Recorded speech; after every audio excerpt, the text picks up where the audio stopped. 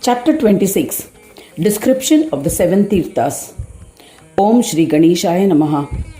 Brushundi said to Devas, "Now I shall briefly describe the chief Tirthas located on the banks of the Brahmakamandalu. Amongst them, the Ganesh Kunda is the main Tirtha. I have already imparted information about it in brief. Now listen to the description of the other five Tirthas. The Ganesh Tirtha is in the center of the Mayur Kshetra and has an area of 200 dhanu. Other kshetras, tirthas, devas, munis, humans and others strive to bathe in it. The Ganesha Tirtha abuts both the banks of Brahmakamandalu. Anyone who bathes in it becomes a Ganesh devotee. Beyond it is a Kapil Mahatirtha. To destroy the Asura Kamalasura, Ganesha had incarnated as Kapila. The Asura had conquered Shankara and other devas. Lord Ganesha had killed him and used his head as a pedestal to mount his peacock. At that time, Brahmadeva Munis and Devas had extolled Kapila by performing an abhishek and chanting the Ganesh Sukta. A Panchamrita bath had been offered during the puja. It is believed that from the confluence of the Panchamrita offered during the puja, a river emerged and from it this great Tirtha was created. By bathing in this Tirtha, one is bestowed with the knowledge of Kapila's Sankhya Shastra. Kapila is Vishnu himself who resides in the Tirtha Kshetra. Before it is the Vyasa Tirtha, the destroyer of ignorance. The learned should remember that the areas of this Tirtha is the same as the other Tirthas. O Devas, Vyasa had performed intense penance for 100 years at this location. A pleased Ganesha had granted him boons. He composed the Mahabharata, elucidating the principles of Dharma and Adharma. He also composed the Brahma Sutras.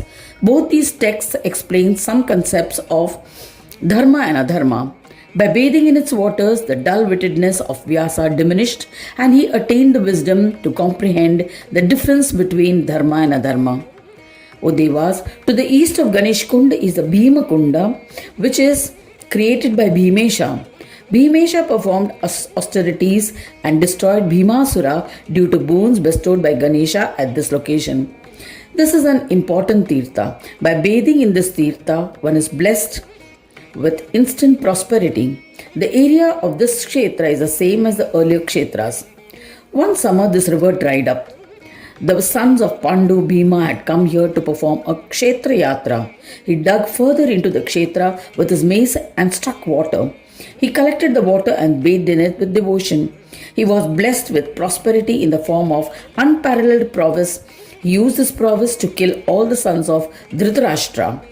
Beyond it and of the same dimensions is the Rishi Kshetra. By bathing in this Tirtha, one is blessed with the strength of penance. 88,000 scholarly munis eager to learn the Vedas are performing penance at this location to attain Brahmanatva, the status of a Brahmin. They attain a union with the divine by residing here. They worshipped Lambodara and attained Jivan Mukti. Jivan Mukta is someone who is in the Advaita Vedanta philosophy of Hinduism, has gained and assimilated self-knowledge, thus is liberated with an inner sense of freedom while living. The state is the aim of moksha in Advaita Vedanta. Yoga and other schools of Hinduism, and it is referred to as Jivan Mukti, self-realization. O Devas, these are the five well-known Tirthas of Mayur Kshetra. By bathing in these five Tirthas, one attains divinity.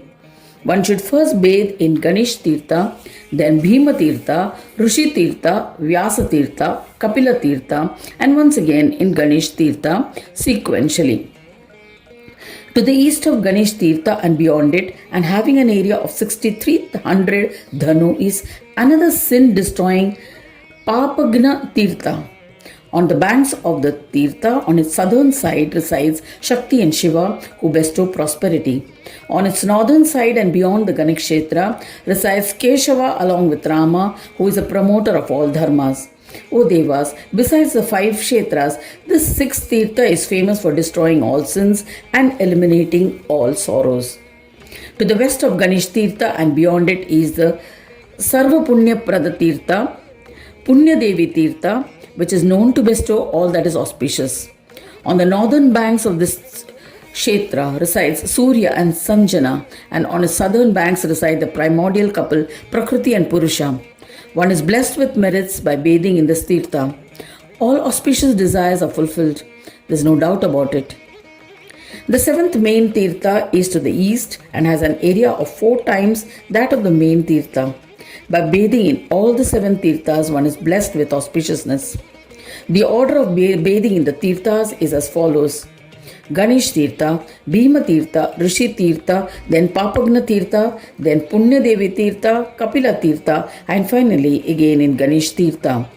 In this manner, I have described the 7 Tirthas briefly. Anyone who reads or listens to this are cleansed of all sins. Thus ends the 26th chapter titled Description of the 7 Tirthas in the 6th Khand of the Purana Upanishad, Srimad Mudgal Puran, describing the legends of Vikata. Dedicated to Sri Gajanana. End of chapter 26.